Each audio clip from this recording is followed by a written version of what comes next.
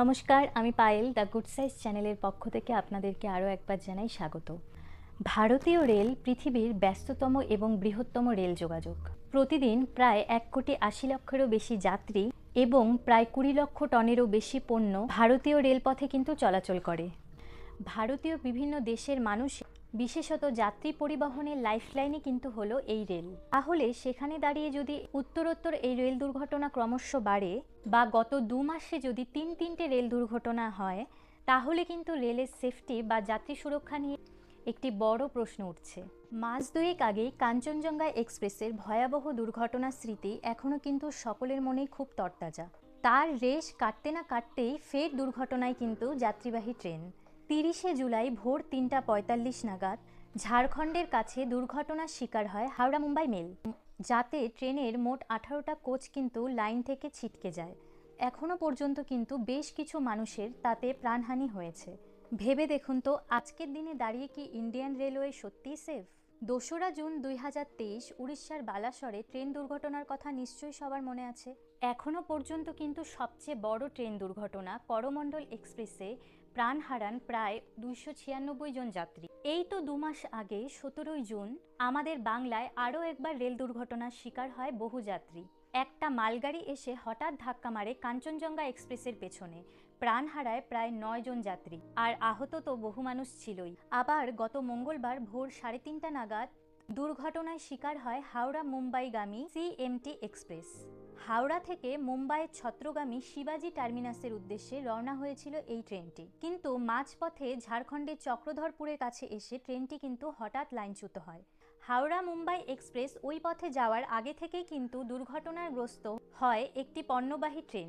Down লাইনে যাওয়া মালগাড়ির একাধিক কামরা কিন্তু বে লাইনে চলে যায়, তার একটি কামরা এসে ছিটকে পড়ে আপ লাইনে, এবং সেই লাইন দিয়ে হাওড়া মুম্বাইগামী এক্সপ্রেস ছুটে আসে ঘন্টায় প্রায় 120 কিলোমিটার গতিতে। ট্রেনের চালক লাইনের ওপর গাড়ি দেখতে পেয়ে ব্রেক কষলেও কিন্তু আর শেষ রক্ষা হয়নি। মেলের 18টি কামরা একেবারেই লাইনচ্যুত হয়ে যায়।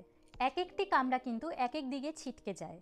আবার রিসেন্টলি ভাইরাল হওয়া একটি ভিডিওতে দেখা যায় যে বিহারের একটি রেলওয়ে ক্রসিংয়ে গার্ড নিজে থেকে নেমে এসে নাকি ক্রসিংয়ের গেট তুলছে, কারণ এই ক্রসিংয়ে নাকি কোনো স্টাফ নেই। ভাবা যায়? এতে একে তো ট্রেন লেট হয়ই, সাথে অ্যাক্সিডেন্টের কিন্তু একটি বড় চান্সেস থাকে। প্রশ্ন কিন্তু আবারও উঠছে যে ভারতীয় রেল কেন এত বারবার অ্যাক্সিডেন্টের শিকার হচ্ছে? এর পেছনে দায়ী কে? এগুলোর জন্য দায়ী কারা? ট্রেন তো বানানোই হয়েছে যাতে সে তার ট্র্যাকে চলে, কিন্তু কেন সে তার ট্র্যাক ছেড়ে অন্য ট্র্যাকে চলে যাচ্ছে? বিভিন্ন সংবাদ মাধ্যম সূত্র মারফত জানা গেছে যে এই ডিরেলমেন্ট হওয়ার পেছনে কিন্তু একটি বড় কারণ আছে ঠিক সময় মতো ট্রেনের ট্র্যাকগুলিকে চেঞ্জ না করা। এই যে রেলের ট্র্যাকগুলো, সেগুলোর কিন্তু একটি নির্দিষ্ট মেয়াদ থাকে। একটা সময়ের পর সেখানে কিন্তু ট্রেন চলাচলের জন্য আর উপযোগী হয়ে থাকে না। কিন্তু অনেক সময় এই ট্র্যাকগুলিতে প্রয়োজনের তুলনায় কিন্তু অনেক বেশি ট্রেন চলাচল করে। এর ফলে এই ট্র্যাকগুলি খুব তাড়াতাড়ি নষ্ট হয়ে যায়। আর খারাপ ট্র্যাকে যদি ট্রেন চলে তাহলে তো দুর্ঘটনার সম্ভাবনা থাকবেই। এই দুর্ঘটনা থেকে বাঁচার জন্য কিন্তু আমাদেরকে নিয়মিত ট্র্যাকগুলো চেক করা দরকার, এবং যদি সেই ট্র্যাকগুলো পুরনো হয়ে যায় তাহলে অবশ্যই সেখানে নতুন ট্র্যাক বসানো উচিত। এই অ্যাক্সিডেন্ট হওয়ার আরেকটি প্রধান কারণ কিন্তু লোকো পাইলট। রেলের ইয়ারবুকেই কিন্তু বলা আছে 53% কিন্তু রেল দুর্ঘটনা হয় তাদের স্টাফদের কারণে। তাহলে প্রশ্ন উঠছে যে ইন্ডিয়ান রেলওয়ে স্টাফরা কি যথেষ্ট এক্সপিরিয়েন্স নয়? না, সেরকম কোনো ব্যাপার নেই, কারণ ইন্ডিয়ান রেলওয়ে কিন্তু পৃথিবীর বৃহত্তম রেলওয়েগুলির মধ্যে একটি অন্যতম রেলওয়ে। তথ্যসূত্র মারফত জানা গেছে যে বর্তমান রেলওয়েতে কিন্তু প্রায় 3 লক্ষেরও বেশি শূন্যপদ রয়েছে। এই শূন্যপদগুলির মধ্যে প্রায় অর্ধেক শতাংশ শূন্যপদই কিন্তু রেলের স্টাফদের সাথে জড়িত আছে। এই যে শূন্যপদ আছে তাদের বোঝা কিন্তু গিয়ে পড়ে বর্তমান এমপ্লয়ীদের ওপরে।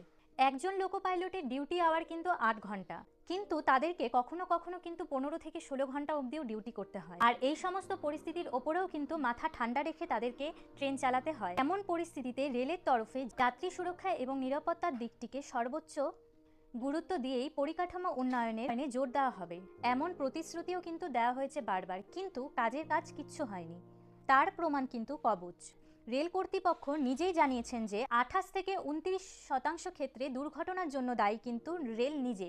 ব্যতিক্রম কিন্তু এবারে দুর্ঘটনাও নয়। রেলের তরফ থেকে কিন্তু এটাও জানানো হয়েছে যে চলতি বছরে প্রায় 3000-এরও বেশি রেলে কবচ লাগানো হয়েছে। তারপরেও কিন্তু গুয়াহাটি দিল্লি লাইনে কোনো কবচ সিস্টেম ছিল না। এতে নিরাপত্তা কতটা বেড়েছে তা নিয়ে কিন্তু সংশয় বরাবরই।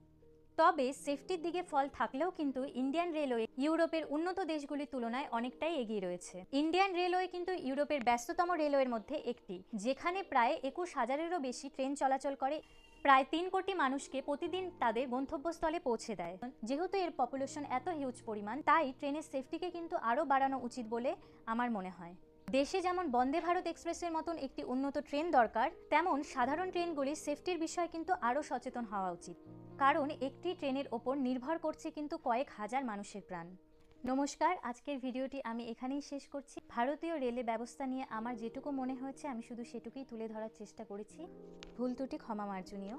যদি আমার ভিডিওগুলি ভালো লেগে থাকে তাহলে অবশ্যই ভিডিওটিতে একটি লাইক করে এবং আমার চ্যানেলটি সাবস্ক্রাইব করে আমার পাশে থাকবেন। ততক্ষণ আপনারা সবাই ভালো থাকবেন, সুস্থ থাকবেন। নমস্কার।